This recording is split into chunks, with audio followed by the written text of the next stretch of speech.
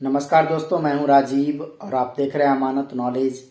दोस्तों, आज हम जानकारी प्राप्त करेंगे कि 1973 ईस्वी से अभी तक लगान जीरो बता रहा है, तो हम क्या कर सकते हैं। दोस्तों, इसी को जानेंगे और जानने से पहले आप हमारे चैनल पर नए हैं तो चैनल को सब्सक्राइब कर लीजिए और बेल आइकन प्रेस कर दीजिए, क्योंकि जमीन से संबंधित नॉलेजेबल वीडियो मैं आपके लिए लाता रहता हूँ। चलिए आगे जानकारी प्राप्त करते हैं।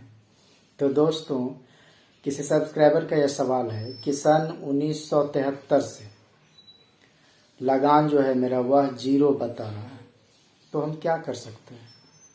तो दोस्तों, आपको सबसे पहले ये देखना है कि आपका जो लगान जीरो बता रहा है वह कौन सा ज़मीन है।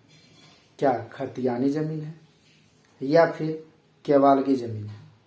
ये दोनों में से आपको देखना है कि कौन सा है। यदि खतियानी ज़मीन है तो उसमें आपको ये देखना है कि उसका लगान निर्धारण हो चुका है, ये देखना है। यदि लगान निर्धारण हो चुका है तो जीरो नहीं बताना चाहिए। अगर लगान निर्धारण है तो आप फिर लगान रसीद कटाने को तैयार हैं।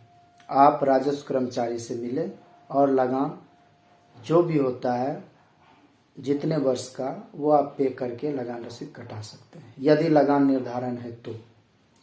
यदि लगान निर्धारण नहीं है तो आपको ये देखना है कि लगान निर्धारण उसका हो सकता है तो उसके लिए आपको, आपके पास अगर खतियान है तो खतियान को लेकर आपको एक आवेदन देना है अंचलाधिकारी को लगान निर्धारण हेतु, ठीक है। तो उस खतियान को देखेंगे, वो अपने स्तर से जांच पड़ताल करेंगे। लगान निर्धारण होने लायक परिस्थिति बनेगी तो वो लगान निर्धारण कर देंगे। उसके बाद आप लगान रसीद कटा सकते हैं। अब बात आती है कि यदि वो केवालगी जमीन है, मतलब जमीन रजिस्ट्री का पेपर है उसका, तो ऐसी परिस्थिति में जो भी जमीन खरीदा गया होगा तो उसका पहले से लगान रसीद जो है यदि कट रहा होगा तो उसके आधार पर जमीन रजिस्ट्री हुआ है तो उसका दाखिल खारिज होना बाकी हो सकता है।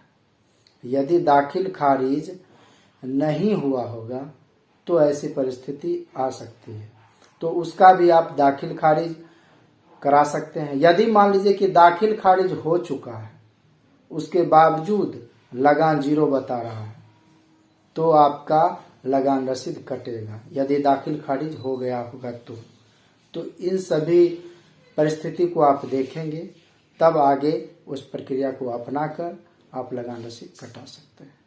दोस्तों, उम्मीद करता हूँ समझ गए होंगे। अगर समझ में आ गया तो वीडियो को लाइक और शेयर करना ना भूलें। मिलते हैं नेक्स्ट वीडियो के साथ, तब तक के लिए अलविदा।